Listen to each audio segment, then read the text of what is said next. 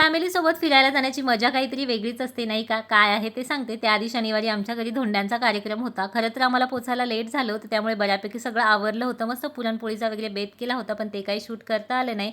माई लेकींची इकडे ओटी भरून झाली एकमेकींची. दुसऱ्या दिवशी संडे होत्या आणि मोठ्या ननंदबाई थांबल्या होत्या. मग आमचं सगळ्यांचं ठरलं की बाहेर कुठेतरी फिरायला जाऊया. जाता जाता छोट्या ननंदबाईंना पिकअप केलं आणि त्यांनी येताना ही जांभळं आणली होती आणि खरंच खूप गोड होते. सगळे मिळून आम्ही पोहोचलो होतो ओझरच्या गणपतीला. खरं तर ही आमची पहिली फॅमिली ट्रिप होती आणि तरी याच्यामध्ये बरेचसे मिसिंग आहेत, पण म्हटलं चला जे आहे त्यांच्यासोबत मस्त असं फिरायला जाऊयात म्हणून आम्ही आलो होतो ओझरच्या गणपतीला, जो की अष्टविनायकांमधला ना एक गणपती मानला जातो. मंदिर खरंच खूप छान आहे.